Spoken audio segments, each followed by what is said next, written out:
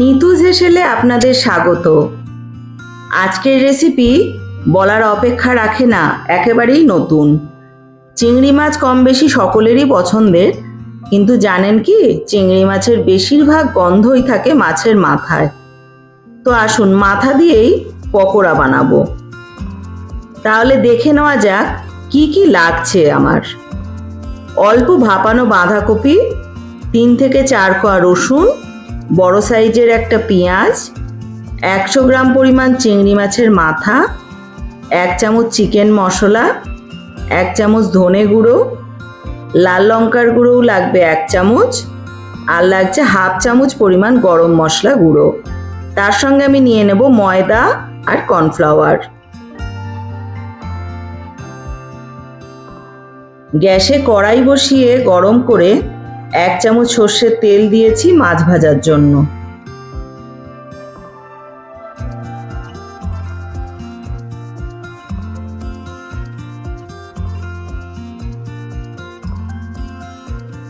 তেল গরম হয়ে গেছে। মাছের মাথাগুলো শক্ত খোসা, সুর, পা ফেলে পরিষ্কার করে ধুয়ে নুন হলুদ মাখিয়ে হালকা করে ভেজে নেব।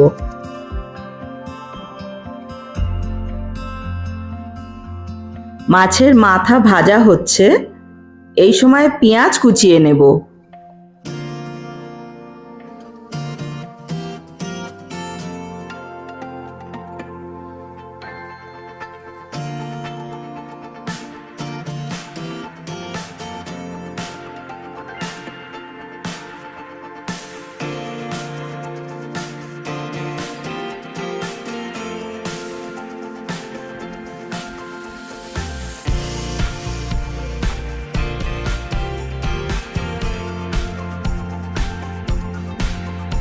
চিংড়ি মাছের মাথাগুলো হালকা ভাজা হয়ে গেছে।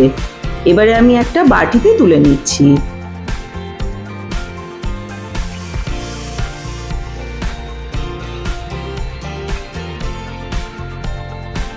কুচো করা পেঁয়াজ ছাড়িয়ে নিচ্ছি।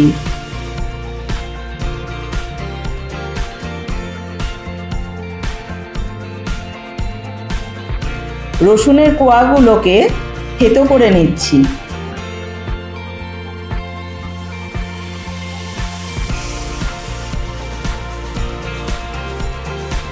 যে বাটিতে চিংড়ি মাছের ভাজা মাথাগুলো তুলেছি, সেই বাটিতেই কুচনো পেঁয়াজ আর রসুন তুলে নিলাম। এর মধ্যে সিদ্ধ বাঁধাকপি দিয়ে দিলাম। 1/2 চামচ আদা বাটা, 1 চামচ চিকেন মশলা, 1 চামচ কর্নফ্লাওয়ার, 2 চামচ ময়দা, 1/2 চামচ নুন, 1/2 চামচ গরম মশলা, 1 চামচ ধনে গুঁড়ো দিয়ে দিলাম। 1/2 চামচ চিনি, 1 চামচ লঙ্কা গুঁড়ো দিয়ে ভালোভাবে মাখিয়ে নেব। প্রয়োজনে হাত দিয়েও মাখাতে হতে পারে।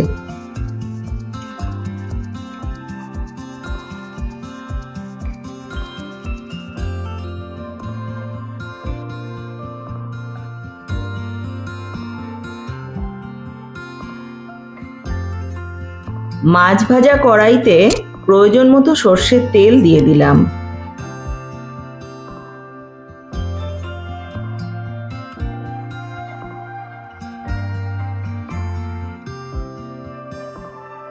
তেল ভালো মতো গরম হলে মিডিয়াম টু লো হিটে চামচের সাহায্যে পকোড়াগুলো তেলে ছেড়ে দেব।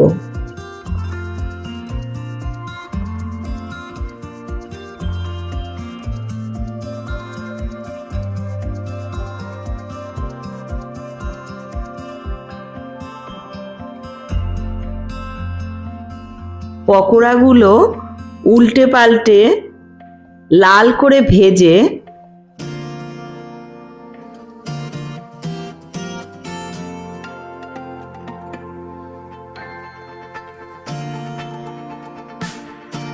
একটা বাটিতে তুলে নেব। আমার রেসিপিটা স্কিপ না করে পুরো দেখার অনুরোধ রইল। একইভাবে সব পকোড়াগুলোকেই ভেজে তুলে নিয়েছি। খুবই মুচমুচে হয়েছে। আমার চ্যানেলটাকে সাবস্ক্রাইব করে পাশে থাকবেন। সুস্থ থাকবেন, ভালো থাকবেন, পাশে থাকবেন। আমি নিতু আবার আসছি পরের রেসিপির সাথে।